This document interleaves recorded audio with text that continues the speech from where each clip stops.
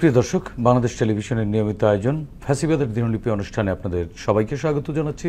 আপনাদের সঙ্গে আছি আমি সাঈদ খান। আলোচনার জন্য আমার সঙ্গে আছেন দুজন অতিথি। আমার ডান দিকে আছেন বাংলাদেশ জাতীয়তাবাদী স্বেচ্ছাসেবক দল কেন্দ্রীয় সংসদের যুগ্ম সাধারণ সম্পাদক নুরুল হুদা বাবু। এখনই ঘটে গণবিপ্লব, 69, 90 এবং 24-এর গণ অভ্যুত্থান তাই বলে। জার্মানির হিটলার, ইতালির মুসোলিনি, জাপানের হিদেকি তোজো, স্পেনের ফ্রান্সিসকো ফ্রাঙ্কো এবং বাংলাদেশের শেখ মুজিব ও হাসিনা তার প্রকৃষ্ট উদাহরণ। মানবজাতির ক্যালেন্ডারের পাতাকে রক্তাক্ত করা দেশ বিদেশের এই শাসকরা জেনে গেছে অত্যাচারের ফলাফল কি হয়। গবেষণামূলক এই অনুষ্ঠানের মাধ্যমে আমরা বিগত সরকারের যাবতীয় ফ্যাসিবাদী ও স্বৈরাচারী নীতির ধরনকে চিহ্নিত করবার চেষ্টা করছি, খুঁজে বের করবার চেষ্টা করছি নাগরিক অধিকার নিশ্চিতের পথ, যাতে ভবিষ্যতে আর কোনো শাসক নাগরিক স্বাধীনতাকে লঙ্ঘনের সাহস না পায়। দর্শক, আজ 30 জুন 2025। গত 16 বছরের শুধুমাত্র এই দিনটিতে কি কি ঘটেছিল অতিথিদের সঙ্গে আলোচনার আগে বিভিন্ন গণমাধ্যম থেকে সংগৃহীত কিছু সংবাদের শিরোনাম দেখে আসি। 2009 দুর্নীতি দমনে দুদকের পদক্ষেপে সরকার হস্তক্ষেপ করবে না, সংসদে প্রধানমন্ত্রী। 2011 আজ থেকে উঠে যাচ্ছে তত্ত্বাবধায়ক ব্যবস্থা। 2012 চট্টগ্রামে নির্মাণাধীন ফ্লাইওভারের গার্ডার ভেঙে পড়েছে। 2013 রেশমা উদ্ধার রহস্যের নতুন মোড়, ডেইলি মিররের ভাষ্য। 2014 ফেনীতে চাঁদা না দেয়ায় ব্যবসায়ীকে কুপিয়েছে সন্ত্রাসীরা। 2016 ক্রসফায়ারে এগিয়ে পুলিশ, 6 মাসে নিহত 79। 2017 লুটপাটের টাকা সুইচ ব্যাংকে পাচার করেছে আওয়ামী লীগ, রিজভী।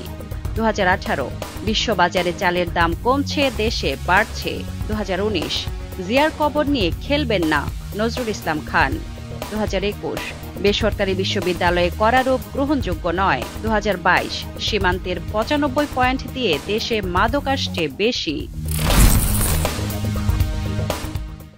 দর্শক, আমরা দেখে নিলাম গত 16 বছর ধরে ফ্যাসিস্ট শেখ হাসিনা সরকার কিভাবে রাষ্ট্রীয় প্রতিষ্ঠানগুলোকে মানুষের নির্যাতন নিষ্পেষণের কাজে ব্যবহার করেছে। সব বিষয় নিয়ে আলোচনা শুনবো অতিথিদের মুখ থেকে। শুরুতেই যাচ্ছি নুরুল হুদা বাবু, আপনার কাছ থেকে।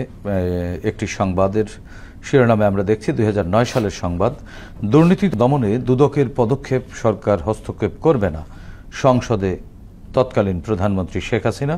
দৈনিক প্রথম আলোর খবর ছিল এটি। হাসিনার এই মিথ্যাচার এই প্রজন্মের কাছে কেমন প্রতিক্রিয়া দেখা যায়? 2009 সালে সংসদে দাঁড়িয়ে শেখ হাসিনা যে বলেছিল যে দুর্নীতি দমন কমিশনের কার্যক্রমে হস্তক্ষেপ করবে না, তার প্রমাণ আমরা দেখতে পাই যে ঠিক একই সময়ে 1/11-এর পরে যখন দেশনেত্রী বেগম খালেদা জিয়া এবং শেখ হাসিনার নামে একই ধরনের মামলা ছিল, সেই মামলাগুলো নির্বাহী আদেশে শেখ হাসিনার প্রতিটি মামলা প্রত্যাহার হয়। কিন্তু দেশনেত্রী বেগম খালেদা জিয়ার একটি মামলা দীর্ঘদিন ধরে ট্রায়ালের মধ্যে দিয়ে একটি অবৈধ সাক্ষী নিয়ে মিথ্যাচারের মধ্যে দিয়ে একটি রায় ঘোষণা হয়। পরবর্তীতে সেই রায়টিকে আবার বাড়িয়ে দেওয়া হয়। তো এটা হচ্ছে মিথ্যার শুরু। শেখ হাসিনা যে আসলে মিথ্যা, চুরি, ধোঁকা এগুলোর মধ্যে দিয়ে আসছে, তার আরেকটি প্রমাণ আপনাকে আমি বলি। 1996 সালে যখন শেখ হাসিনা ক্ষমতায় আসে, তার আসার আগে সে জনগণের কাছে একটা ইচ্ছা প্রকাশ করেছিল যে আমি যদি ক্ষমতায় যাই, আমি টিভিতে মুখ দেখাবো না। তখন সংসদে দাঁড়িয়ে দেশনেত্রী বেগম খালেদা জিয়া এই প্রশ্নটাই করেছিল যে আপনি যে বলেছিলেন নির্বাচনের আগে যে আপনি যদি সরকারে আসেন তাহলে টিভিতে মুখ দেখাবেন না। ঠিক এই প্রশ্নের উত্তর আমার নিজের চোখে দেখা, সেটা হচ্ছে যে সংসদে দাঁড়িয়ে শেখ হাসিনা খুব ভেংসি কেটে বলেছিল, এখনই কি দেখেছেন, আরও দেখবেন, আরও দেখবেন। তো শেখ হাসিনা তার কথায় কখনো ঠিক থাকে না। তার ইতিহাস আমরা যদি দেখি যে সে একটা স্বঘোষিত জাতীয় বেঈমান। তার নিজের মুখে বলা যে 86 নির্বাচনে যারা যাবে এরশাদের সঙ্গে তারাই জাতীয় বেঈমান হবে। পরের দিন লালদিঘি ময়দান থেকে এসেই সে আবার ঘোষণা করেছে, না, আমরা এরশাদের সঙ্গে নির্বাচনে গেলাম।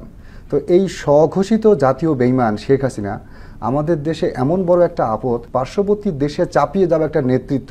সে হচ্ছে সিকিমের সেই লেন্দুব দর্জির একটা আধুনিক সংস্করণ শেখ হাসিনা। এবং এই শেখ হাসিনার মিথ্যা, চুরি, ধোঁকা এগুলোর কোনো শেষ নাই। এটা যদি আমরা শুধু শেখ হাসিনার এই মিথ্যা কথাগুলো শুরু করি, তাহলে এই দিনের পরে দিন, মাসের পরে মাস, বছরের পর বছর যাবে শুধু তাকে নিয়েই। কিন্তু দিন শেষে আমরা কি পাবো? দিন শেষে দেখবো আমরা শেখ হাসিনা দেখতে শুধু মানুষের মতো, আসলে সে মানুষ না, মানুষের কোনো জাতের মধ্যে সে পড়ে না। যেমন শয়তানের মিথ্যা হচ্ছে শয়তান ধারক আর বাহক, ঠিক শেখ হাসিনাও তদ্রূপ। এই মিথ্যার ধারক এবং বাহক। প্রত্যেকটি ওয়াদা তারা বলেছিল বিনামূল্যে সার দেবে, ঘরে ঘরে চাকরি দিবে, সেই বিনামূল্যে সার কই? 10 টাকা কেজি করে চাল দেবে, সেই চাল কই? তো এইসব ওয়াদা দিয়ে এই গণমানুষের আকাঙ্ক্ষাকে যে হাইপ তুলেছিল তার কোনোটিই তারা করে উঠতে পারে নাই। এই মিথ্যা একটা জাতিকে এমন এক জায়গায় নিয়ে যায় যে আমাদের প্রত্যেকটি প্রতিষ্ঠান ধ্বংসের দ্বার প্রান্তে। আজকে আমাদের দেশের যে ছেলেমেয়েরা যে শিক্ষায় সুবিধা বঞ্চিত হচ্ছে শুধু এই মিথ্যার বেড়াজালে। কারণ আপনি দেখবেন যে ক্লাস 5-এর প্রশ্নপত্র আউট হয়, প্রত্যেকটা পাবলিক পরীক্ষার প্রশ্নপত্র আউট হয়, চাকরির প্রশ্নপত্র আউট হয়, এবং এটার কেন্দ্রিক অনেক মানুষজন, অনেক অভিভাবকের লাইন দিয়ে থাকে যে এটা প্রশ্ন পাওয়া যায় কিনা। তো এগুলোর মধ্যে দিয়ে একটা অনৈতিকতার মধ্যে দিয়ে আমাদের এই সমাজ গত 15-16 বছর ধরে চলে গেছে। তো এটার মধ্যে দিয়ে দেশে একটা মূল্যবোধহীন জাতি সে আস্তে আস্তে তৈরি করে দিয়ে গেছে। তো আমরা বিশ্বাস করি যে এখান থেকে আমাদেরকে ঘুরে দাঁড়াতে হবে, আমাদের দিকে সামনের দিকে দেখতে হবে, যেন ভবিষ্যতে আমরা এই দেশ এবং জাতি, এই যে প্রজন্মটিকে তিনি ধ্বংস করলেন মিথ্যা একেবারে ফাঁপানো তথ্য দিয়ে বা ইতিহাসের বা মিথ্যা শিক্ষা দিয়ে, এই প্রজন্মকেও তো আমাদেরকে রিবিল্ড করতে হবে।